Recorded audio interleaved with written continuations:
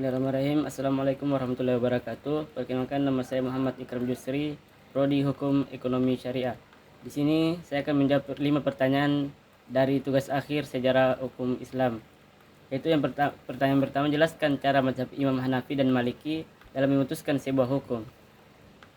Jawabannya, mazhab Imam Hanafi menggunakan ijtihad secara luas dengan mempertimbangkan tujuan atau maqasid dalam hukum dan masalah umum. Mereka juga menggunakan kias, analogi, dan istihsan, preferensi terhadap hukum yang lebih baik. Dan mazhab Imam Maliki lebih mengutamakan amal ahli Madinah sebagai sumber hukum utama.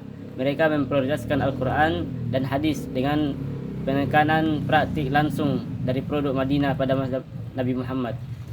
Terus pertanyaan yang kedua, jelaskan perbedaan ahlul ra'yi dan ahlul hadis terhadap pandangan tentang hukum Islam. Jawabannya, ahlul ra'yi menggunakan ijtihad analisis hukum berdasarkan penalaran secara aktif, lebih cenderung mempertimbangkan masalah kepentingan umum dan membuat keputusan hukum. Metodologi mereka lebih fleksibel dan terbuka terhadap penyesuaian dengan kondisi zaman. Dan ahlul hadis mengutamakan hadis, tradisi atau ucapan Nabi Muhammad sebagai sumber hukum utama dan memiliki pendekatan konservatif dalam menjaga keaslian dan hukum berdasarkan hadis, dan kurang menggunakan ijtihad dan lebih fokus pada penyalian langsung dari ajaran Nabi. Dengan demikian, perbedaan ini mencerminkan pendekatan yang berbeda dalam menggunakan sumber-sumber hukum dan metodologi dalam memutuskan hukum Islam. Terus pertanyaan yang ketiga, jelaskan kondisi penerapan syariah Islam pada masa Hindia Belanda. Jawabannya, penerapan syariah Islam pada masa Hindia Belanda terbatas dan seringkali terpengaruh oleh hukum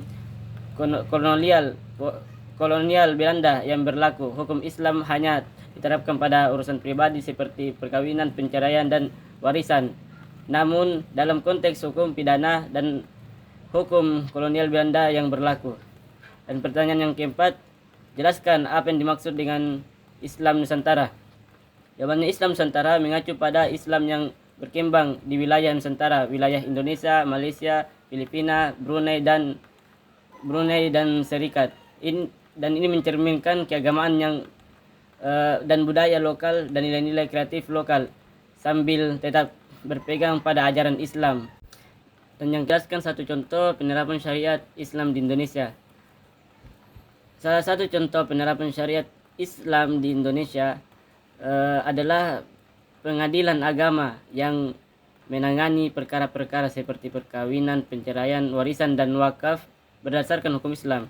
Pengadilan agama berfungsi sebagai lembaga hukum yang menggunakan prinsip-prinsip syariat Islam dan penyelesaian perkara-perkara tersebut sesuai dengan Undang-Undang Nomor 7 Tahun 1998 tentang Pengadilan Agama.